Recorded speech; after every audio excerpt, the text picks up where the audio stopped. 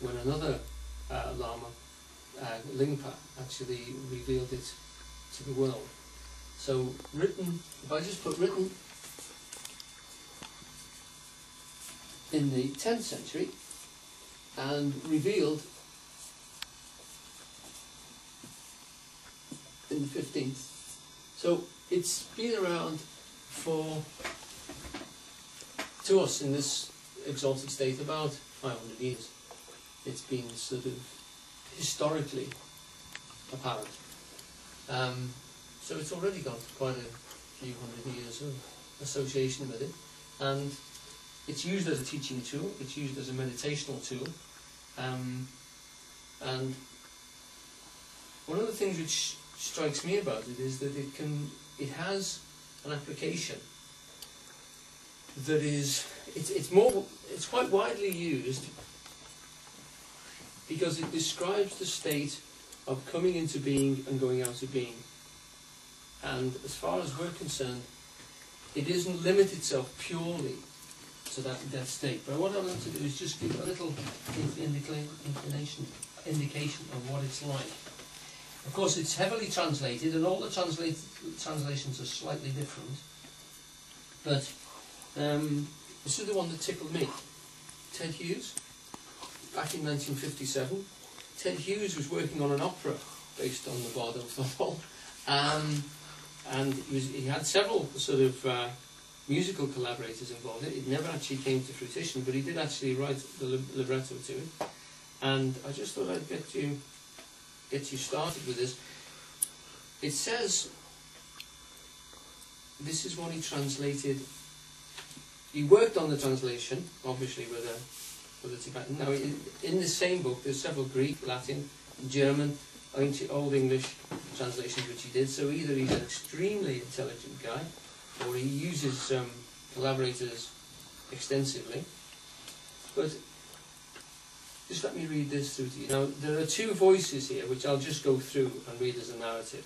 But you have to just go with this, if you will. To the divine body of the truth, obeisance, the boundless, incomprehensible light, to the divine body of perfect endowment, the lotus-born incarnation, protector of all things living. Death comes over him slowly. Now the earth drinks up the throb of every one of his arteries. Earth drinks up the light of the world, and his eyes darken. His mind darkens. This is the moment for which his life has waited. The Buddhas and the Bodhisattvas, all the compassionate ones, endowed with knowledge, with the divine eye, and with perfect love, endowed with infinite powers of protection, receive these offerings, mentally created. Regard this man who is passing alone from the world. Be with him in the long, tormented corridors of the Bardo. The world ceases for him and he must go elsewhere. Alone, naked feet, he enters into darkness where all limits are in dissolution.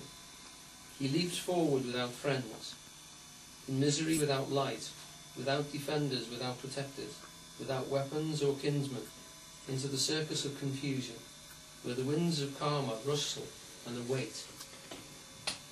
Protect him in the gloom and anguish of the Bardo. The spirit of affliction has fastened upon him. The messengers of death have fastened upon him. His gathering karma, past pride, past brutishness, past passions, past attachments to persons, to self, to possessions, like a starved beast, runs again and again and takes him to birth.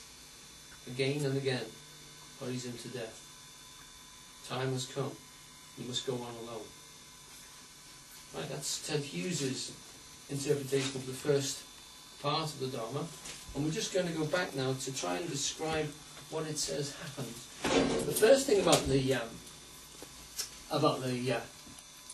Bardo Thodol is it's divided into three bardos. There are three sections, and they're subdivided as well. So what we have is a gradation. It starts, the first part is the Chikai, it's called Bardo. And if we divide this from the other part there, and just say this part starts off with literally the signs of death. The nice thing about this is they say you should understand what's going to happen to you, and to know by feeling states how this thing is going to start. Because you might be in a state of confusion, you might be in a state of misinformation, you might be in a state of complete health.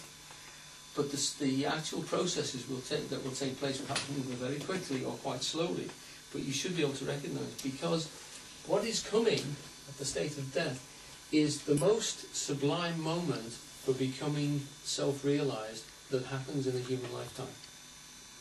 What the Bardo Thodol says, which none of the other descriptions of death say, are that immediately on the state of death, once the signs of death have led you to the state of actually dying, at the point of death, which happens in this Chico Bardo about here, if we have the death state there, immediately after that, and lasting for anything up to 3 days, is a state of complete egoless.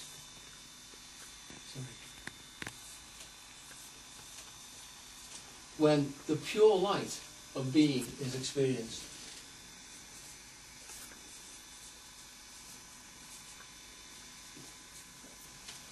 What is happening as far as they're concerned is that with the state of death, the death of the body takes with it all the personal associations, all the things that you're attached with, all the things you've given yourself to, all the habits fall away from you instantly on the point of death.